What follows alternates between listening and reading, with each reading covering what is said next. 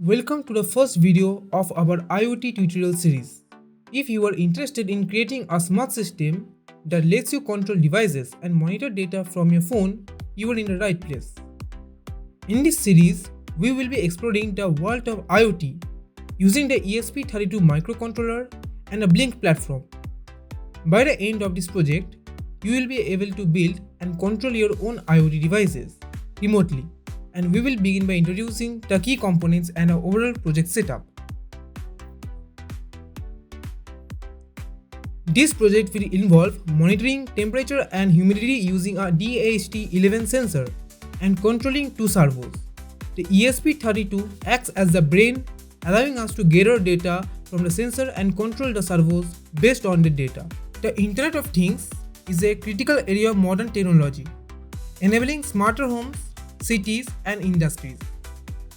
Through IoT, everyday objects are connected to the internet, allowing them to send and receive data, making systems more efficient and interactive.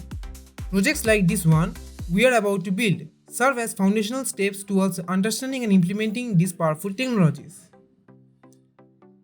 Let's begin with the components you will need for this project.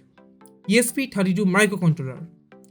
This versatile board comes with built-in Wi-Fi and Bluetooth, making it an excellent choice for IoT projects.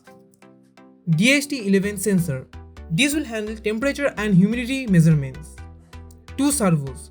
This will be responsible for physical movement like adjusting window blinds or other small mechanisms. Breadboard and jumper wires for connecting everything together during prototyping. USB cable. This will power the ESP32 and upload code. Blynk app. This will be your control device, control interface available on both Android and iOS. These components form the core of our project. If you are new to any of them, don't worry, we will cover how they all work together as we proceed. Next, let's take a quick look at the circuit diagram. This diagram outlines how our components will be connected. The DHT11 sensor will interface with ESP32 to provide real-time environmental data, while the servos will be connected to control any physical elements. We won't get into the actual connections just yet. That's for the next video, but this is the blueprint we will follow. The setup is straightforward, but it's important to get it right to ensure everything works as expected. Finally, a word about Blynk.